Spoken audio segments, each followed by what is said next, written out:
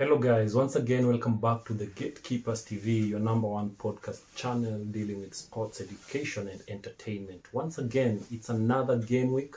Guys, we were on an international break, but we are officially back on EPL match week 8, guys. But before we start, let me give you a quick roundup on how match week 7 went.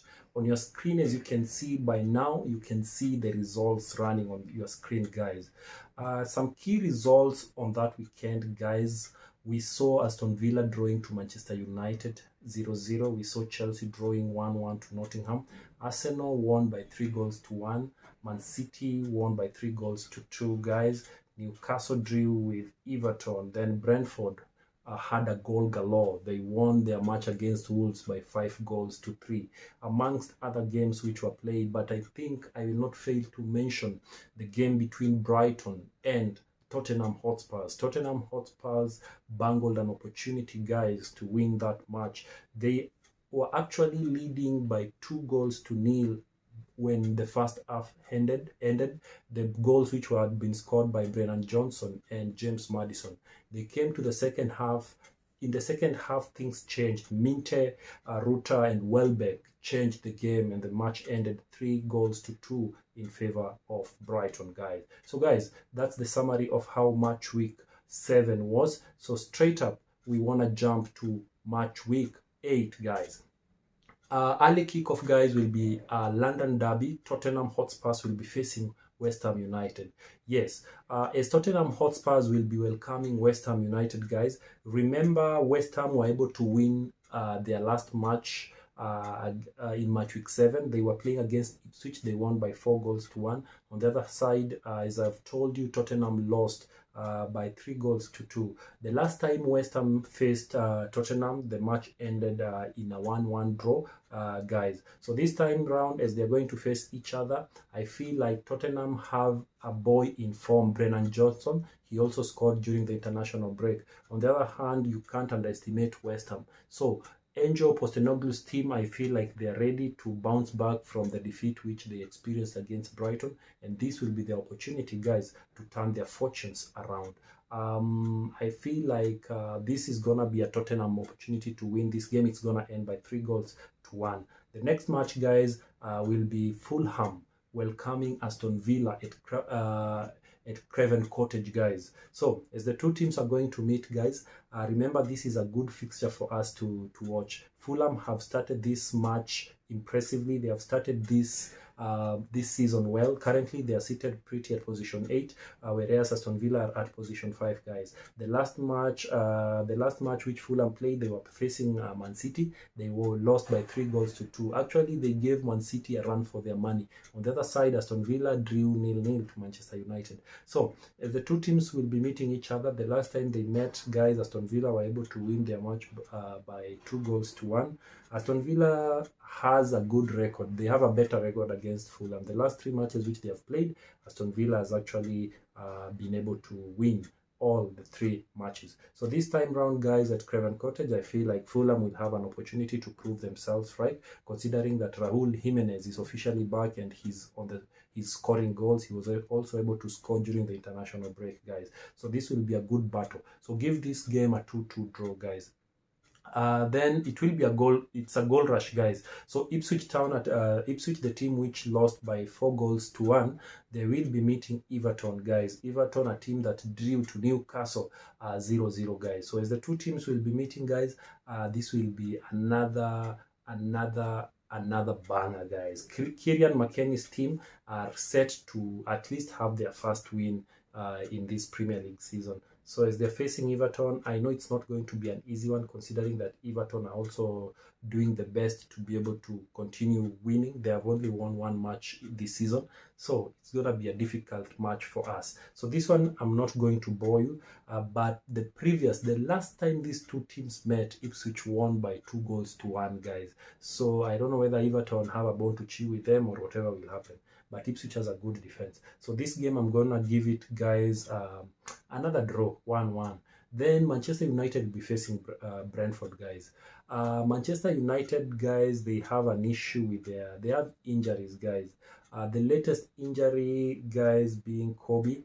Kobe, guys, has been confirmed to be absent. He will be absent for like 7 games, guys, but it's unfortunate Manchester United have been faced with such injuries. But good news, at least Rashford is back, and all is well. So the last time Brentford faced Manchester United, the match ended 1-1, guys, at Brentford Community Stadium. So this time round, as they are going to meet at Old Trafford, and last season when the two teams met at Old Trafford, Manchester United won that game by 2-1. So the big game is, can Brentford reciprocate the form which they were in before the international break, where they scored 5-3, or will Manchester United pick up from their draw against Aston Villa? So this is a tricky game, considering that players like Mbeumo and Wissa are boys on form. Mbeumo, during the international break, Cameroon was faced Kenya, and Mbeumo was on the score sheet when they played in Cameroon. So I feel like it's gonna be a good game to watch. So this is also a game whereby, guys, I think I'll go with unpopular opinion for Brentford to be able to win, guys. I know Brentford are currently seated at position 11, whereas Manchester United are at position 14. But regardless of that, I feel like Brentford are going to bring their A game, and they're going to win this match by 2-1. Then Newcastle will be welcoming Brighton at St. James Park, guys. This is always a big game. It's always a game worth watching.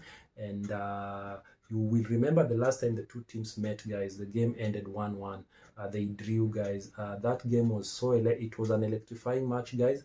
We remember Veltman starting to score for Brighton, then Sean Longstaff equalized it in the 45th minute, guys, before the extra time was called upon.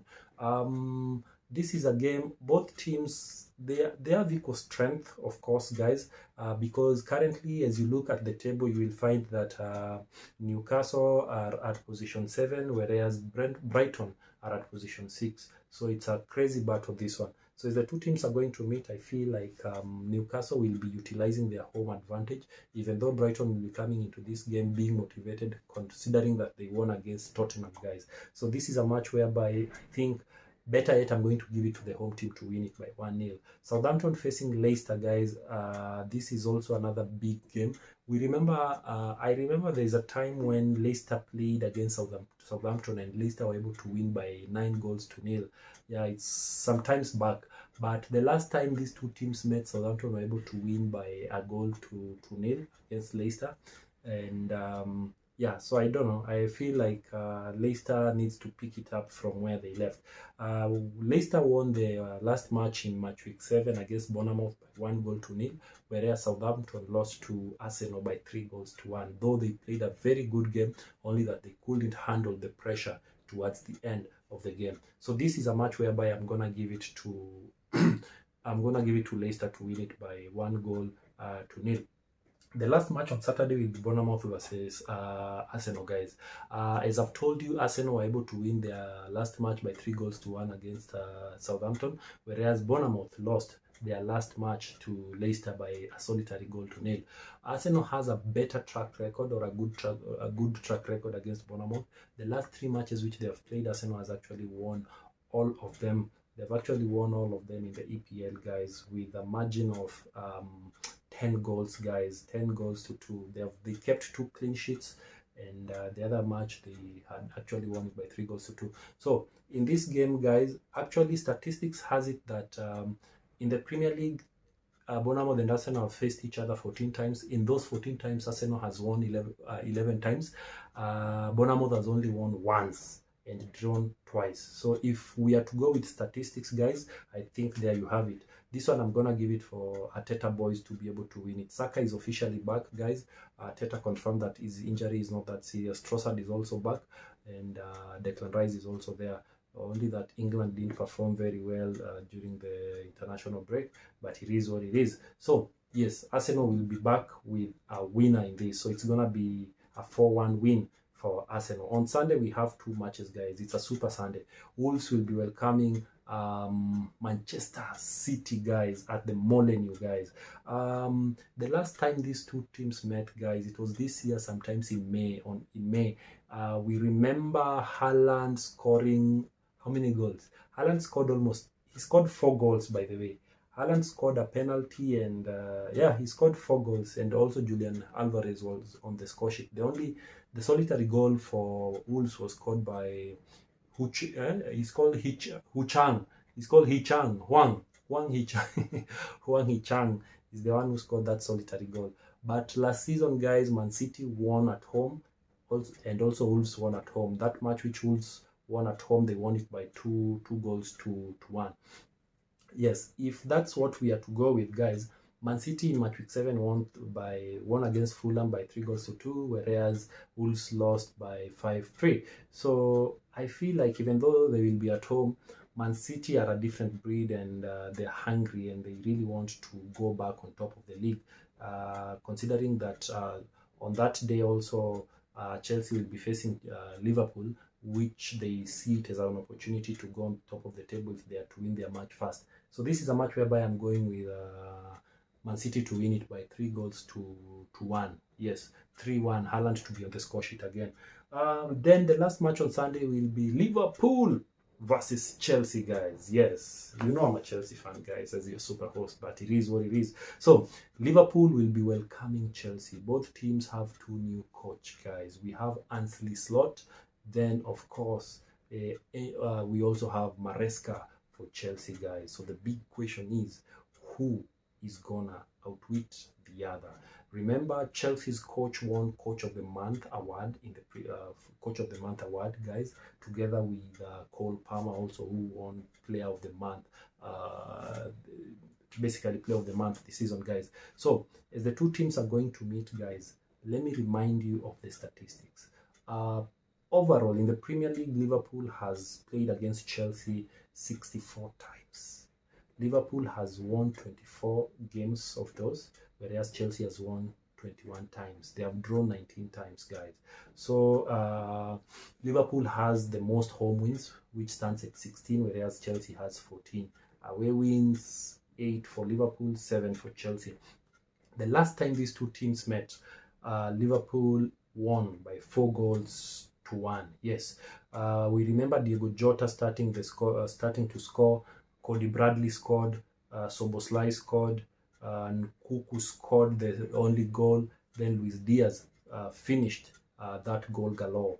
But prior to that, the two teams had actually drawn twice, 1-1 and 0-0. So as the two teams are going to meet right now, I will say both teams are enjoying a form of their lifetime. Both teams have lost once, and Chelsea is the one whom have drawn only twice. Man City have won all their matches apart from losing the game against Nottingham Forest, whereas Chelsea drew to the same Nottingham Forest, and also they drew to Crystal Palace and lost to Man City the first match of the Premier League, guys. So this is a match whereby we want to keep our eyes open and be able to see it, because it's the team who are number 1 on the table and the 4th team on the Premier League table, guys. So the big question is, who do you think is gonna win it? It's going to be a battle between Mo Salah versus, of course, the coldest boy in town, Cole Palmer. Who's gonna carry their team by scoring more goals? Currently, Cole Palmer is on fire. We remember he's already scored back the hat-trick in the Premier League, guys. So as they are going to face each other, guys, this is a match whereby I know Ansley Slot is actually planning an onslaught on how to attack and how to win against Chelsea.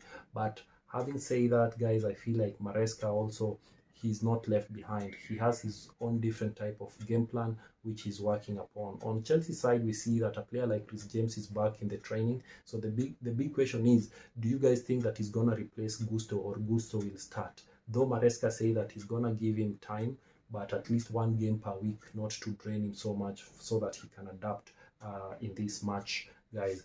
On the flip side, we see that Liverpool doesn't have a lot of injury concerns. The entire team is back. Diaz is there, Jota is there, Soboslai is there, Salah is there, and Van Dijk is there. Basically, the entire team is back, is ready to go. Also, Chelsea, I feel like, apart from 1 or 2 injuries here and there, but the bigger team is there. People like Madueke, people like Cole Palmer, people like João Felix. The entire team is ready to go, guys. So the two teams guys are going to meet. I feel like this is gonna be a tough one for me to even predict, guys. I know Liverpool will be enjoying the home advantage at Anfield, but Chelsea are also not going to come into this game to play. This is a game which will be won defensively. The team with the best defense is the team who's going to carry the day. So this is a game whereby allow me to give it a 2-2 draw. Yes, so 2-2 draw for me, guys. The last match in match week 8 will be played on Monday, the 21st. Nottingham Forest welcoming Crystal Palace. When I mention this fixture, guys, we all know it's a fixture which by now it has borders with the number of draws which it gets. By now, guys, these teams, the last 3 matches which they have played, they have all ended in draws. 1-1, 0-0, 1-1. The last team who won was Nottingham. They won 1-0 against Crystal Palace. But it's a game full of draws, which makes me even not, without even further ado, this is a match whereby I'm going to say that chances are it might end in a draw. Currently, Crystal Palace are sitting at position 18 in the Premier League table, which is it's not a good position for them, whereas Nottingham are at position 10. So clearly, Nottingham are enjoying a better form than Crystal. But let's see what will happen in this one. So the last match which these two teams played, we find that Crystal lost 1-0 to Liverpool, whereas Nottingham Forest drew to Chelsea. So having said that, guys, this is a match whereby I'm going to say 2-2 draw it is. So that marks the end of match week 8 for you guys. Thank you so much for keeping it at the Gatekeepers TV. As I also wind up, guys, remember the under 17 FIFA World Cup for the ladies is officially on, guys, and our very own team Harambee Starlets are in the World Cup for the very first time, guys. You find that Harambee Starlets qualified in the World Cup. They lost their first match, which actually they were playing against England by 2-0, but still there is an opportunity for them to redeem themselves in the remaining 2 fixtures. Our Nigerian ladies were able to impress us by winning 4-1, but as we say, go Africa, go Africa. So let's support our ladies during this FIFA World Cup and see what's gonna happen, guys. Otherwise, guys, thank you so much for keeping it the Gatekeepers TV. Remember to subscribe and share our content anytime. Otherwise, guys, adios. I'm out.